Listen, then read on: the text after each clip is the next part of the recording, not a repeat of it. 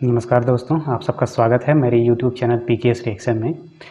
जो मैं आज आपके लिए वीडियो लेके आया हूँ वो पाकिस्तान से रिलेटेड है और वहाँ के पाकिस्तानियों के मुंह से अपने देश के प्रधानमंत्री की तारीफ आपको थोड़ी बहुत सुनने को मिलेगी आज। और जो वीडियो का टाइटल है वो मैं आपको बता देता हूँ। कुछ वर्ल्ड लीडर तो मोदी की तगड़ी बॉडी लैंग्वेज से ही घबरा जाते हैं। अब भाई ऐसा कौन है जो पाकिस्तान में ये बोले कि भाई भारत के प्रधानमंत्री की बॉडी लैंग्वेज ऐसी है कि बाकी लीडर्स उसको देख के घबरा जाते हैं। तो मुझे लग रहा है कि पाकिस्तान में भी अब भारत के प्रधानमंत्री की फ़ैन फॉलोइंग बन रही है धीरे धीरे।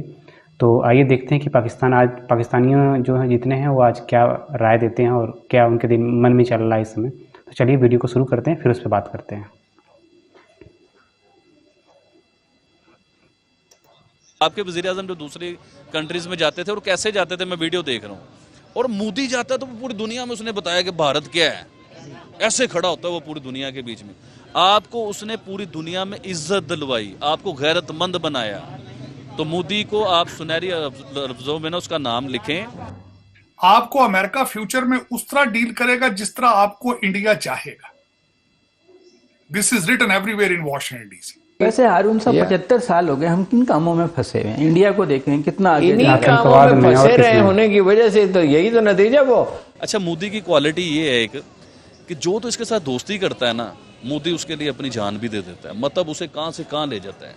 और जो इसके साथ दुश्मनी करता है वो अगला लफ्ज मैं नहीं बोलूंगा, तो उसके साथ वही तगड़ा फैन है ये मोदी का। अमेरिका ने पाकिस्तान की कुछ कंपनियों को जो है वो ब्लैकलिस्ट कर दिया है चाइना के साथ। पता नहीं खान साहब को ये किसने कह दिया कि जिसको भी पकड़ के ले जाती है पुलिस उसके कपड़े उतार देती है। शायद इसी वजह से खान साहब भी घबरा रहे हैं। आसिफ जरदारी साहब कह रहे हैं कि बिस्तर के नीचे हैं। चल मेरे भाई, चल चल मेरे भाई। हमें तो आजमी कारजो भी खूब मजे लेती है। ब्लैकलिस्ट करता है और इंडिया को टेक्नोलॉजी दी जा रहा है। खान साहब ने ये भी कहा कि जी इंडियन मीडिया जो है वो पाकिस्तान को जलील कर रहा है। जी एग्जैक्टली यही वर्ड खान साहब ने इस्तेमाल किया, जी इंडियन मीडिया पाकिस्तान को जलील कर रहा है। लेकिन खान साहब इंडियन मीडिया को मसाला भी तो आप ही दे रहे ना, मतलब वो ऐसे तो जलील कर नहीं सकता। आप और मैं अगर इंडिया में पैदा हुए होते तो आज आलू 2 रुपए किलो खरीदते आप भी। जय हिंद दोस्तों, very warm welcome to Hindustan special channel. दुनिया के सबसे ताकतवर देश अमेरिका ने रूस और चीन समेत कई देशों की ट्रेड कंपनियों को ब्लैक लिस्ट में डाला है। इन देशों में भारत का पड़ोसी मुल्क पाकिस्तान भी है।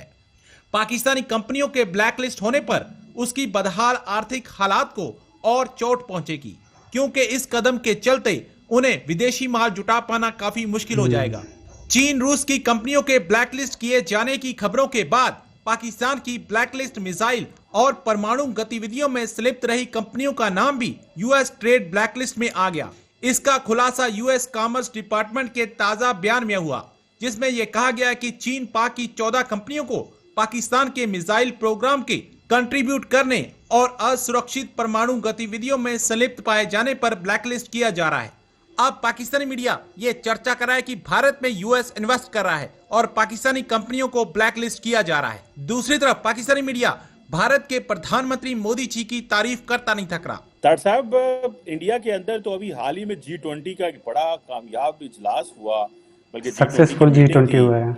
उधर अमेरिका ने पाकिस्तान की कुछ कंपनियों को जो है वो ब्लैकलिस्ट कर दिया है चाइना के साथ। टोटल तो उन्होंने और भी दुनिया की कंपनीज ब्लैकलिस्ट की हैं जो बैलिस्टिक मिसाइल प्रोग्राम के हवाले से हैं।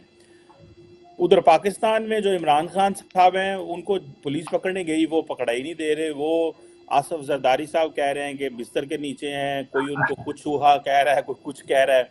तो अदालतें जो हैं वो इंतज़ार कर रही हैं। तो ये डॉलर जो है वो 300 के करीब पहुंच गया हुआ है। How do you see these unfolding things के हमें तो अमेरिका जो है वो ब्लैकलिस्ट करता है और इंडिया को टेक्नोलॉजी दी जा रहा है, पैसा भी दिया जा रहा है। आतंकवादियों को कौन टेक्नोलॉजी देगा? चीमा साहब, आपको अमेरिका ने अब फ्यूचर में आपको फ्यूचर में इंडिया के जरिए हो के आपसे डील करना हो। आपको अमेरिका फ्यूचर में उस तरह डील करेगा जिस तरह आपको इंडिया चाहेगा। This is written everywhere in Washington DC. बल्कि इस वक्त मुझे कल शेयर की एक दोस्त मेरे ने कि यहाँ पे तकरीबन 30 से 35 जो फॉर्चून 500 कंपनीज जिनकी 100 बिलियन से ऊपर उनकी ट्रेडिंग है पर ईयर, उनके सीईओ भारतीय है। वर्ल्ड बैंक के अंदर अजय बंगा होगा तो वो आपको सपोर्ट करेगा? वो क्यों करेगा आपको? और उसके बाद आपको मैंने बताया था कि फेटफ का हेड है वो भी मिस्टर कुमार, वो भी भारतीय निजात है। वो क्या ख्याल है कि आपको सपोर्ट करेंगे? और दूसरा, मैं समझता हूं कि आपने जिस तरीके से अगले दिन कश्मीरियों के एक कश्मीरी लीडर के जनाजे के ऊपर जलसा किया गया रावलपिंडी में, और जिस तरीके से वहां पे स्पीचेस दी गई हैं उसमें, और वो भारत में जिस वो तैयारी कर रहे हैं कि हम फेटफ में आपको लेकर जाएंगे, इन सर्कमस्टांसेस में आप समझते हैं कि आपको कहीं से रिलीफ मिलेगा? और दूसरा कि लीडरशिप आपकी इस वक्त मौजूद नहीं है कहीं भी। और दूसरा, आप एक साल के अंदर 3 फाइनेंस मिनिस्टर मुख्तलिफ पॉलिसियां लेकर आते रहे हैं, वो आपका ट्रस्ट फैक्टर तो है नहीं। अब उसमें मैं बताना चाहूंगा कि एक तो मेरी हम्बल रिक्वेस्ट होगी पाकिस्तान के लोगों से कि अपना कंपैरिजन अब भारत के साथ करना चाहिए। चलो, किसी को तो बात समझ में आई। वो आपको 100 साल का गैप दे चुके हैं। आप बांग्लादेश के साथ भी कंपैरिजन ना किया करें, वो आपको एटलीस्ट 50 साल का गैप दे चुके हैं। हर एक बंदा आपको कहां से कहां ले गया, आपकी इंडिया को इज्जत दिलवाई पूरी दुनिया में। जो इंडियन, आप खुद देखो, इंडिया वालों को कह रहा हूँ, आपके वजीर आजम जो दूसरी कंट्रीज में जाते थे और कैसे जाते थे, मैं वीडियो देख रहा हूँ, और मोदी जाता है तो पूरी दुनिया में उसने बताया कि भारत क्या है, ऐसे खड़ा होता है वो पूरी दुनिया के बीच में। आपको उसने पूरी दुनिया में इज्जत दिलवाई, आपको गैरतमंद बनाया। तो मोदी को आप सुनहरी लफ्जों में ना उसका नाम लिखें। गांधी के बाद मोदी का नाम होना चाहिए, उसकी तस्वीर के साथ मोदी की तस्वीर होनी चाहिए। अगर इंडिया वाले उसे इज्जत देंगे तो और इंडिया ऊपर जाएगा। और इन्होंने गांधी उसे मोदी को इज्जत ना दी, वो इनका भी पाकिस्तान की तरह पछताएंगे ये लोग। पूछे क्यों? तगड़ा फैन है मोदी का। देखिए मोदी, ये सारी बातें मोदी की क्वालिटीज तो मैंने आपको बता दी। अब होता क्या, मोदी जिंदा है, अभी है, देखो बुजुर्ग हो चुका हुआ है, पता नहीं आज नहीं कल नहीं, सब ने जाना है, आपने भी जाना है, मैंने भी जाना है। अगर इस बार इलेक्शन होते हैं इंडिया में और वो मोदी की जगह पे किसी और को वजीर आज़म बनाते, इतने अनलकी, इतनी बैड लक मैंने जिंदगी में ना किसी की देखी होगी और ना सुनी होगी कि ऐसा शख्स टैलेंटेड, जीनियस, देखने में कुर्ता पजामा और अंदर से बब्बर शेर। बात समझो, देखने में आम सा आदमी, एम नहीं मोदी की तारीफें करता, कोई तो क्वालिटी है यार, मैं तारीफें करता हूँ। और मैं नहीं करता, पूरी दुनिया करती है। सबसे लड़ो, सबको पकड़ो जाके, मुझे अकेले को ना पकड़ो यार। उसने अपनी जनता को पावर देखी कि मैं इसकी पावर कैसे यूज करूं, उसने फिर पावर पूरी दुनिया को दिखाई। वो ब्लैकमेल नहीं होता किसी से भी, वो कहता है चलो कोई बात नहीं, हम नेक्स्ट अगला। और फिर जिनसे वो कहता है ना चलो जाओ, वो फिर तरले करता हुआ आता है मोदी के साथ। अच्छा, मोदी की क्वालिटी ये है एक कि जो तो इसके साथ दोस्ती करता है ना, मोदी उसके लिए अपनी जान भी दे देता है, मतलब उसे कहां से कहां ले जाता है। और जो इसके साथ दुश्मनी करता है, वो अगला लफ्ज मैं नहीं बोलूंगा, तो उसके साथ वही होता है। तो इसलिए होता है, व्यूअर्स को अच्छा लगे लेकिन आवाम बुरा मना जाए। मतलब हम करते नहीं है। पाकिस्तान का नाम पहले मुझे लोग गद्दार कहते हैं, तो और मजीद गद्दार ना बना देना। पूरा इंडिया तो मुझे प्यार देता है, क्योंकि इंडिया आपने देखा है कि लास्ट टाइम मुझे इतनी खुशी हुई यार, मैंने लाखों कमेंट पढ़े लोगों के, पूरी रात बैठ के कमेंट पढ़ रहा था मैं लोगों के।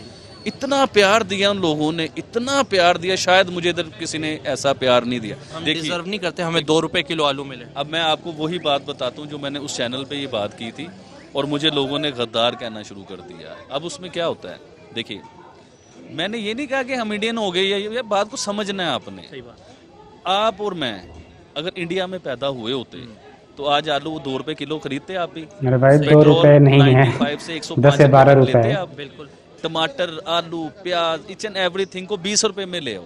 सही बात। तकरीबन 20 रुपए में ये हर चीज अवेल है इंडिया के बीच में। आप क्यों नहीं ले रहे हो?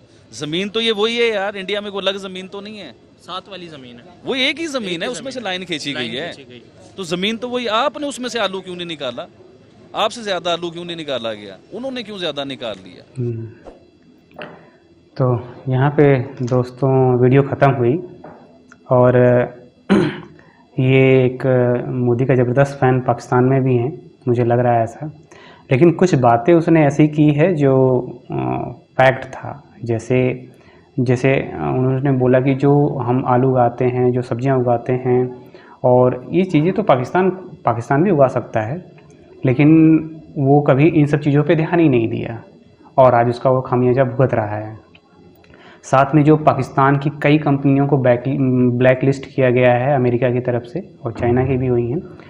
तो ये तो आज नहीं तो कल तो होना ही था ना, कि भाई जायज़ सी बात है कि जब अमेरिका अब देखता है कि भाई अब इंडिया पहले बोलता था और वो सुनता नहीं था, लेकिन जब धीरे धीरे किसी भी देश की ताकत बढ़ती है और फिर उसके बाद कोई भी देश हो, अगर आज भारत को कोई भी ऐसा नहीं हो सकता कि कोई भारत कुछ बोले और उस पर फिर उसको टाल दिया जाए। आज जो भारत बोलता है, क्योंकि अब जिस तरह से भारत देश की शक्ति बढ़ती जाएगी, उनको नज़रअंदाज नहीं कर सकते भारत को, तो आज उनको मानना पड़ता है, झुकना पड़ता है। तो आज ब्लैक लिस्ट कर रहे हैं। ये मांग तो बहुत पहले से उठ रही है धीरे धीरे, लेकिन आज सोचो कि अब समय लग गया 70 सालों का, लेकिन अब अमेरिका को बात माननी पड़ती है भारत की।